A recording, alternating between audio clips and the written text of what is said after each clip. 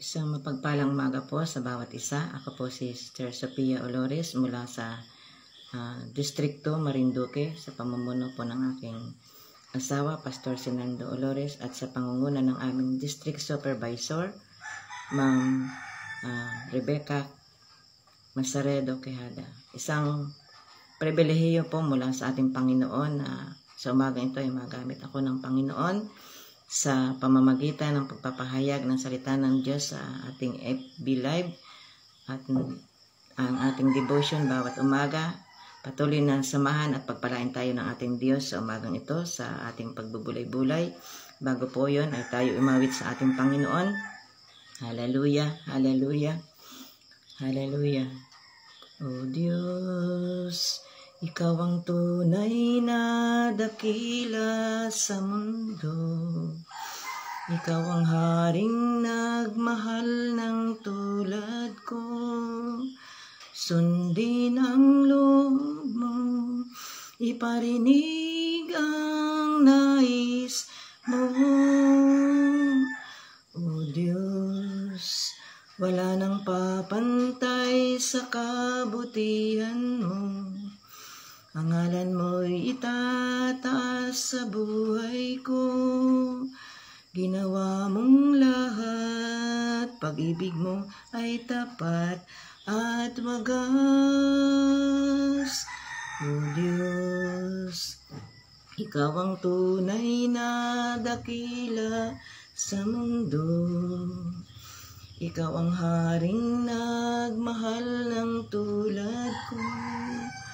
Sundin ang loob mo, iparinig ang nais mo. Sa lahat ng panahon, Diyos ka sa amin. Sa lahat ng oras, nariyan para sa amin. Panginoong Hesus, purihin ka.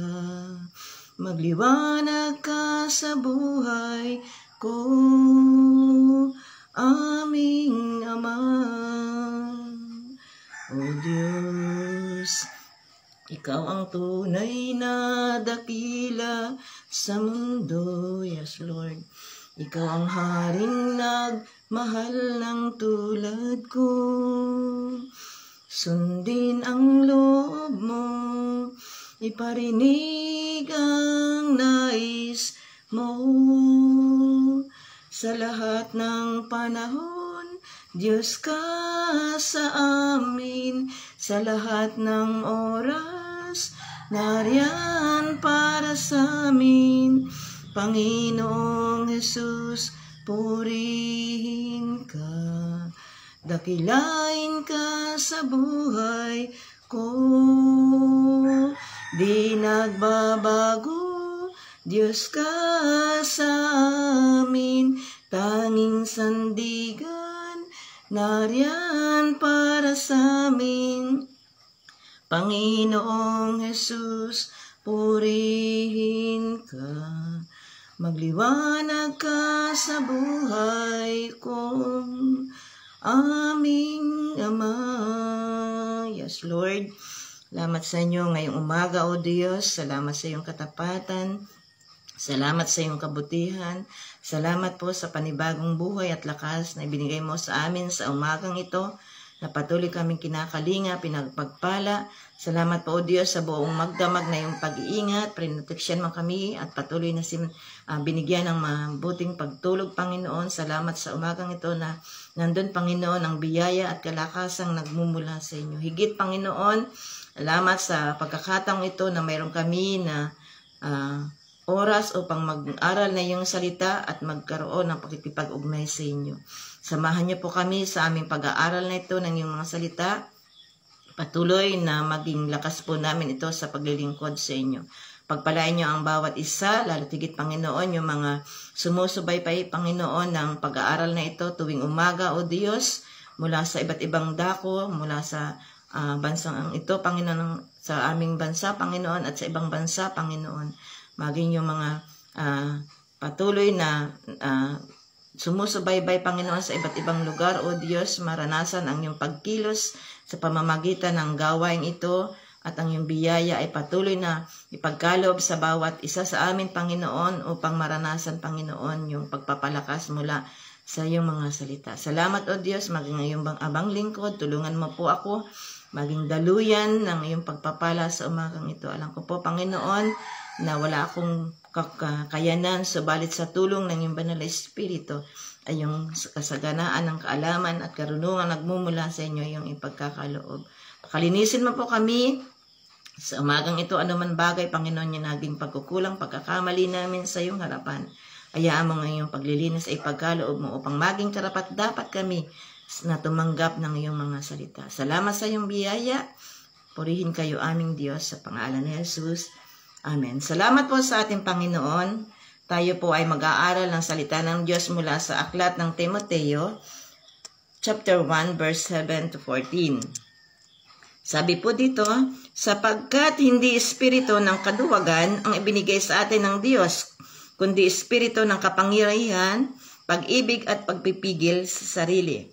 Kaya't huwag mong ikahiya ang pagpapatotoo tungkol sa Panginoon o ang aking pagkabilanggo dahil sa Kanya, sa halip na makikihati ka sa kahirapan dahil sa mabuting balita, sa tulong nang nagligtas at tumawag sa atin upang tayo'y maging kanyang bayan.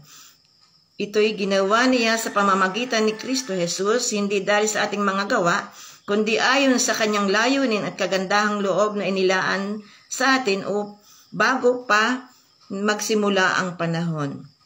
Ngunit nahayag lamang ito nang dumating si Kristo Jesus na ating tagapagligtas.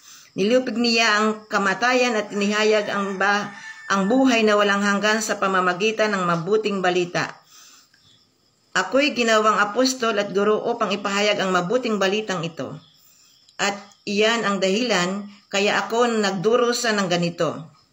Gayunmay, hindi ko ikinahihiya ang nangyaring ito sa akin sapagkat lubos kong nakikilala ang aking pinanganaligan at natitiyak kong maiingatan niya hanggang sa huling araw ang ipinagkatiwala ko sa Kanya. Gawin mong batayan ang mga aral na itinuro ko sa iyo, mga ito'y pawang katotohanan. Manatili ka sa pananampalataya sa pag-ibig na tinanggap natin sa pakikipag-isa kay Kristo Jesus. Sa tulong ng Espiritu Santong nananahan sa atin, ingatan mo ang lahat ng ipinagkatiwala sa iyo. Salamat po sa ating Diyos. Ang ating pong pag-aaral ngayon ay pinamagatan kung huwag matakot sumunod sa Diyos.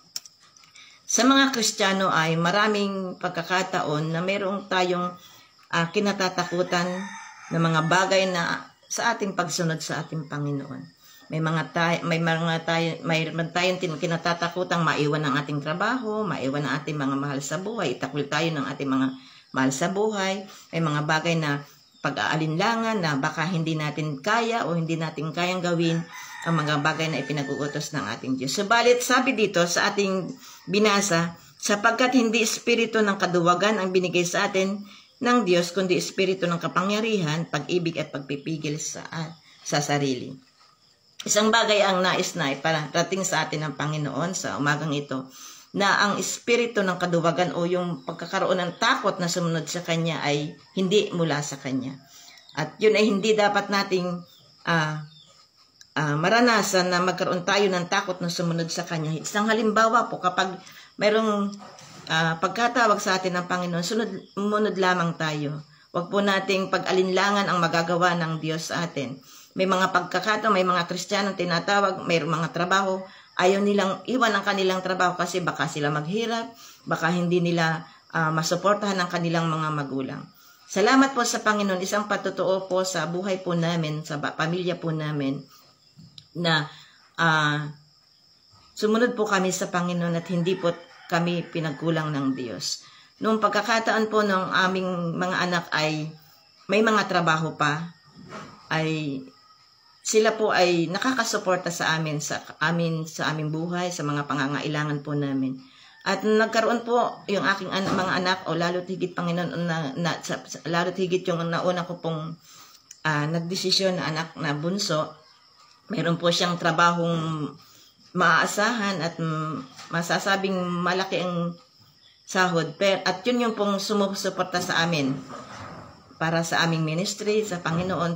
At nang magpasya po na siya ay sumunod sa Panginoon, ay nagsabi po siya sa amin na maglingkod siya sa Panginoon. At hindi po kami nagdalawang isip na siya ay payagan, na siya ay sumunod sa Panginoon. At siya po ay nagpapastor na sa lugar ng Pangasinan. At yun po yung nagkagalakan po namin na kami, ang aming pamilya ay makasunod sa Panginoon, gamitin ng Panginoon. At pinatunayan po ng Diyos, hindi siya nagkulang kailanman. At yun po yung dapat nating gawin. At sa ngayon po ay nagdesisyon na rin po yung aking panganay na anak. Sunod siyang nagdesisyon na mag-resign din sa trabaho. Kasi sumunod na rin sa Panginoon at magpagamit sa Panginoon. Salamat sa Diyos.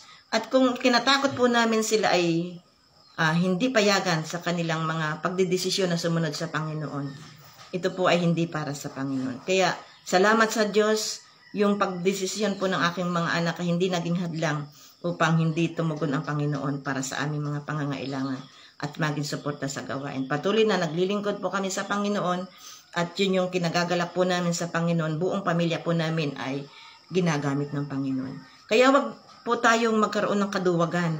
Wag po tayong mag-isip na tayo magkakaranas ng hirap kapag tayo ay sumunod sa Panginoon. Hindi po tayo pababayaan ng ating Panginoon. At una ay ang pagkatakot ay hindi sa Panginoon. Yun yung sinasabi sa verse 7, sapagkat hindi espiritu ng kaduwagan ang ibinigay sa atin ng ating Diyos. At yun ay yung espiritu ng katapangan at kapangyarihang nagmumula sa ating Panginoon.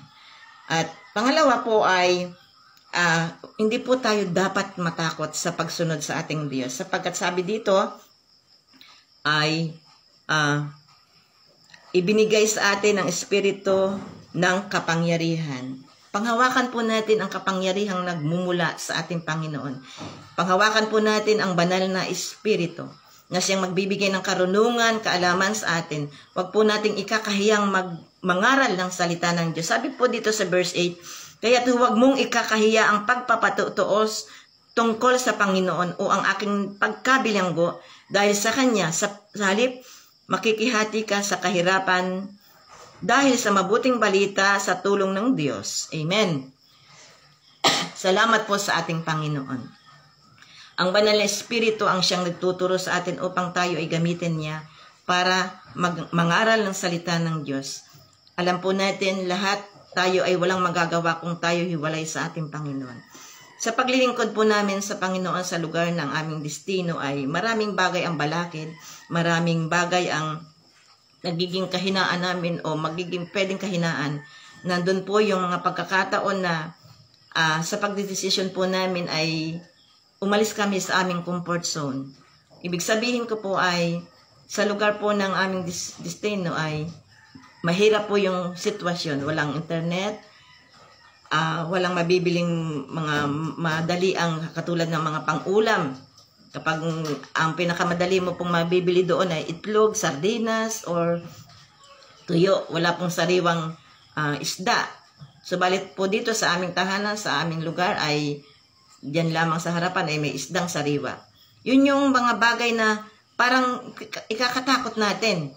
Pero hindi po naging hadlang po sa paglilingkod namin sa Panginoon. At ngayon po ay nagdesisyon na kami na mag-stay sa lugar ng aming destino. At yun yung nagiging patuloy na pinapag-pray namin tulungan at pagpalain kami ng Panginoon sa pagdesisyon yun. Kasi talaga pong napakalaking bagay ang tayo ay naka-stay sa ating destino. Maraming bagay ang magagawa natin sa paglilingkod sa Panginoon. Kasi po nung una ay mayroong pagkakataon na hindi kami agad nakakahayo dahil malayo po yung aming destino. Pero salamat sa Panginoon, hindi po namin naging hadlang at hindi po namin ikinatakot yung mga bagay na yon sa paglilingkod sa ating Panginoon. Sabi doon ay huwag nating ikakahiya. Huwag po nating ikakahiya. Huwag nating iisipin na baka ako hindi pwedeng magamit o hindi wala akong kakayanan na maglingkod sa Panginoon, makapaghayag ng salita ng Diyos. Kasi hindi po sa ganang atin yung ating kakayanan. Sabi doon ay yung espiritu ng kapangyarihang nagmumula sa Panginoon. Espiritu ng Diyos. Yung banal na espiritu ang tutulong sa atin upang tayo ay magkaroon ng kakayanang mangaral at abutin yung mga kaluluwang nangangailangan sa harapan ng ating Panginoon. Hindi din po natin kailangang magkaroon ng takot na mga bagay na magkakaroon tayo ng kahirapan o daranas tayo ng hirap. Kasi ang sabi doon, normal lamang tayo magkaranas ng ganito. Kasi yun ay pakikihati lamang natin sa kahirapan. Sabi dito, kaya't huwag mong ikakahiya ang pagpapatotoo tungkol sa Panginoon o ang aking pagkabilanggo dahil sa Kanya. Sa halip, makihati ka sa kahirapan dahil sa mabuting balita, sa tulong ng Diyos na nagligtas at tumawag sa atin upang tayo maging Kanyang bayan. Ibig sabihin po ay, yung mga bagay na naranasan natin sa pagsunod sa Panginoon ay hindi po ito dapat nating tingnan. Ito'y pakikihati lamang po natin sa ginawa ng ating Panginoon. May mga pagkakataon, mahihirapan tayo, pinansyal, maging sa ating mga pisikal, yung emosyonal natin, parang naisip natin ang hirap at hindi natin kaya. Pero, yung mga bagay na yun ay dapat nating malampasan at yun ay pakikihati din natin sa mga bagay na paghihirap ng ating Panginoon. At salamat sa ating Diyos. Yung paglilingkod po natin sa ating Panginoon at pagsunod natin sa Diyos ay hindi po natin dapat ikatakot. Pangatlo po, yung sabi dito ay yung pag-ibig ng Diyos yung nagtulak sa atin upang wag tayo magkaroon ng takot na magpagamit o gamitin ng ating Panginoon sa paglilingkod sa Kanya. Sapagkat sabi doon ay ang pag-ibig ng Panginoon ang siyang magigit. Sabi dito, sapagkat hindi espiritu ng kaduwagan ang binigay sa atin ng Diyos, kundi espiritu ng kapangyarihan, pag-ibig at pagpipigil sa sarili. Sabi din, ako'y ginawang apostol at guro sa verse 11, ako'y ginawang apostol at guro upang ipahayag ang mabuting balita at iyan ang dahilan kaya ako nagdusa ng ganito. Gayunmay hindi ko ikinahihiyang mangyari ito sa akin sapagkat lubos kong makikilala ang aking pinananaligan at natitiyak kong maingatan niya hanggang sa huling araw ang pinagkatiwala niya sa akin. Wag po tayong magkaroon ng katakot na sumunod sa Kanya. Kasi dahil sa pag-ibig ng Diyos sa atin, kapag naisip po natin yung ginawa ng ating Panginoon sa atin, yun yung magtutulak sa atin upang abutin yung maraming kaluluwa pang nangangailangan sa harapan ng Panginoon. Kasi tayo nakaranas ng kaligtasan sa pamamagitan ng pagkapako ng ating Panginoong Hesus sa krus ng Kalbaryo, tayo po ay maghayag din ng kaligtasan sa mga taong nangangailangan upang sila din ay maabot ng mabuting balita. Sabi doon sa verse 10, ngunit nahayag lamang ito upang nang dumating si Kristo Jesus na ating tagapagligtas, nilupig niya ang kamatayan at inihayag ang buhay na walang hanggan sa pamamagitan ng mabuting balita. Tunay na kailangan ng maraming tao ang mabuting balita at wag lamang po tayong matakot sumunod sa ating Panginoon. Gagamitin tayo ng ating Panginoon. Hindi po tayo iiwan ng ating Panginoon. Tayo sasamahan sa lahat ng sitwasyon ng ating buhay. Wag lamang po tayo magkaroon ng takot sumunod sa Kanya. Maging malakas po yung ating pananampalataya sa ating Diyos na tayo'y gagamitin ng ating Diyos sa mga bagay na ipinapagawa ng ating Panginoon. Basta ang hinahanap lamang ng ating Diyos sa atin ay ang pagsunod sa Kanya. Sa verse 11 po ay makikita po natin, mas makikilala natin siya habang tayo ay sumusunod sa Kanya. Tingnan po natin yung verse 11. Sabi dito, ako'y ginagawang apostol at guro upang ipahayag ang mabuting mabilitang ito at iyan ang dahilan kaya ako nagdusa ng ganito. Gayon may hindi ko ikinahiya ang nangyayaring ito sa akin sapagkat lubos kong makikilala ang aking pinananaligan at natitiyak kong maiingatan niya hanggang sa huling araw ang pinagkatiwala ko sa Kanya. Patuloy tayong gagamitin ng ating Panginoon. At lubos po na nating makikilala pa ang Diyos habang tayo naglilingkod sa Kanya. Lubos po nating makikita yung magagawa ng Diyos habang tayo nagpapagamit sa Kanya. Patuloy tayong sasamahan at tutulungan ng banal na Espiritu habang tayo sumusunod at naglalaan ng panahon at pagpapagamit sa Kanya. Sa kabila ng maraming bagay na balakid, wag po nating tingnan yun. ang tingnan po natin ay magagawa at tulong ng banal na Espiritu. Sapagkat siya lamang po yung makagagawa ng mga bagay na hindi natin kaya. Sabi po doon sa Zechariah 4:6, not by might nor by power, but by the Spirit, says the Lord. Sa tulong at kapangyarihan ng banal na Espiritu, makagawa po natin ang lahat ng bagay. Manatili lamang tayo sa pananampalataya at pag-ibig na tinanggap natin sa pakikipag-isa natin sa ating Panginoon. Sabi doon sa verse 13, gawin mong batayan ang mga aral na itinuro ko sa iyo, sa iyo yamang ang mga ito'y pawang katotohanan.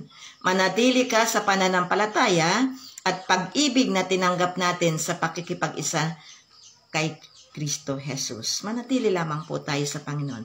Manatili lamang tayong sumunod sa Kanya. Ang lahat ng bagay ay magagawa natin sa tulong niya. Huwag po tayong magkakaroon ng takot. Yung mga bagay na kakaharapin natin, ang Diyos yung magbibigay ng katagumpayan sa atin. Tutulungan po tayo ng ating Panginoon. Maglaan-laang tayo ng buhay, ng lakas natin, ng paglilingkod natin sa Panginoon. Sumunod lamang po tayo at magpagamit sa ating Panginoon. Ano mang ministeryo tayo mayroon, ano mang bagay ang pinapagawa natin ng ating Panginoon sa atin, sumunod lang po tayo sapagkat yun yung nais ng ating Panginoon. Sabi dito sa tulong ng Espiritu Santong nananatili sa atin, ingatan mo ang lahat ng ipinagkatiwala sa iyo. Yun po yung dapat nating panaligan. Ang tulong ng banal na Espiritu, makakaya nating sumunod at hindi tayo makakaroon ng takot. Salamat po sa Panginoon na tayo ay patuloy na pinapagpala ng ating Diyos sa pamamagitan ng salita ng Panginoon. Nawa po ang ating pinagbulay-bulayan sa umaga ito ay naging malaking tulong sa bawat isa, sa mga nakikinig o nagsusubaybay o nanonood ng FB Live na ito pa sa ating pag-aaral ng salita ng Diyos tuwing umaga sa iba't ibang dako, sa ibang bansa. Patuloy tayong pagpalain ng ating Panginoon. Tayo po ay darako sa ating panalangin. Hayaan po natin na tayo manalangin sa ating Panginoon. Hallelujah, hallelujah, hallelujah. Salamat po sa inyo, O Diyos. Salamat sapagkat nandyan kayo lagi upang kami ay palakasin. Patuloy kaming tulungan sa mga bagay na ipinakatatakot namin sa pagsunod sa inyo. Nawa po, Panginoon, sa pamamagitan ng aming pag-aaral na ito'y maging hamon sa amin na kami ay wag magkaroon ng anumang takot sa mga bagay, Panginoon, sa mundong ito. Kundi kami magkaroon ng kalakasan, patuloy na kapangyarihang nagmumula sa banal na Espiritu upang magawa po namin ang mga bagay na ipinag-uutos niyo sa amin. Salamat po, O Diyos. I-bless mo ang bawat isa. Dinadalangin po namin, Panginoon, ang kabuuan, Panginoon, ng organisasyon ng Door of Faith mula sa amin, Panginoon, sa aming bansa, Panginoon, at sa iba't ibang bansa, at sa pamunuan, Panginoon, ng Door of Faith sa buong mundo. Patuloy mong pagpalain, Panginoon, ang bawat mga gawain, Panginoon, ang bawat mga pastor, bawat mga anak mo, bawat mananampalataya. Hayaan mo, Panginoon, na kayo ang kumilos sa bawat isa. Patuloy na magkaroon ng lakas, Panginoon, na nagmumula sa inyo upang makapagpatuloy, Panginoon, sa mga anak mo, Panginoon, na nakakaranas ng mga iba't ibang sitwasyon, mga problema, karamdaman, mga problema sa mga pangangailangan, pinansyal. Lord, kayo ang magpala. Kailangan ko po, Panginoon, sa bawat mga nakakaroon ng matitinding karamdaman, Lord, ang kagalingan ay pagkaloob mo. Walang bagay na imposible sa inyo. Kayo yung makapagbibigay ng patuloy na kagalingan sa bawat isa. Sa oras na ito, dinadalangin po namin, Panginoon, ang gaganaping pagsisilibra ng Foundation Day, Panginoon, sa lugar ng sentro, Lord. Salamat sapagkat ilinigay mo, Panginoon, yung muli, Panginoon, na pagdiriwang na ito sa ikalampung taon ng pagdiriwang, Panginoon, ng pagkakatatag na yung gawain sa bansang ito, Panginoon. Hayaan mo, Panginoon, na maging matagumpay, Panginoon, ang bawat mga gawain, Panginoon, na gagawin, Panginoon, sa pagdiriwang na ito. Bless mo pa, Panginoon, ang aming mga tagapanguna, ang aming superintendent, Panginoon, si Pastor Joseph Masaredo, Lord God, ang patuloy na pagsama mo, pagpapala mo para sa kanya. Ibigay mo, Panginoon, ng kalakasan ng katawan, ano man nararanasan niyang karamdaman sa pangalan ng Jesus, ang kagaling na igawad, Panginoon. Patuloy na i-bless ang buhay at pamilya, Panginoon, ng Pastor Joseph, Panginoon. Bagay ang kaabuang pamilya, Panginoon, ng Masaredo family, Panginoon. Dinadalangin din po namin ang bawat distrito, Panginoon. Lord, mula sa District 1 hanggang District 9, Lord God. Salamat sa inyo, Panginoon. I-bless mo ang bawat mga district supervisor. Hayaang mga pamumuno nila, Panginoon, ay patuloy mong samahan. Bawat mga kapastoran, Panginoon, na kanilang nasasakupan, Panginoon, palakasin, patuloy na hamunin sa paglilingkod. Dalangin ko rin po, O Diyos, na maranasan din ng mga anak mo, Panginoon, na nangangailangan sa ministeryo, yung pagpapatayo, yung mga ng simbahan, Panginoon, sa pangangailangan ng mga materialis, Lord God, pambili ng lupa na mapapagtayuan ng bahay-sambahan, maging nang nagririnta ng mga pinagdarausan ng gawain, Panginoon, Lord, i-provide mo ang lahat ng kanilang pangangailangan. Hindi kayo nagpabaya, hindi kayo nagkukulang, sapat kayo para sa amin. Salamat po sa katapatan mo, at kayo ang patuloy na gumawa sa amin, kumilos sa mga bagay namin, Panginoon, na hindi kaya. Kayo yung may kakayanan. Alam po namin kami sasamahan mo hanggang sa dulo ng aming paglilingkod sa inyo. Salamat po sa inyo. Bless mo ang bawat isa. Pagpalain mo kami, maranasan ang inyong pag-ilos. Dinadalangin ko po, Panginoon, ang aming district supervisor, si Ma'am Baby, Panginoon. Salamat sa buhay niya na siya, Panginoon, ay patuloy mong pinapagpala at sinasamahan sa lahat ng kanyang mga lakad. Sa pangunguna po niya sa lugar na ito sa amin, Panginoon, samahan mo at pagpalain siya. Ano man bagay, Panginoon, yung pinaplano niya, mapaayon sa iyong kalooban, Panginoon, at higit, Panginoon, na pagpapala ay sumagana sa kanyang pamilya, kanyang asawa at mga anak. Salamat sa katapatan mo, O Diyos. Patuloy pinupuri po namin kayo, nilululhating lubos, at dinadakila sa pangalan namin, Panginoong Jesus. Amen. Salamat po sa ating Diyos. At salamat po sa bawat isa na sumasabaybay sa atin sa pag-aaral ng salita ng Diyos. Pagpalain po tayong lubos na ating Panginoon. God bless po.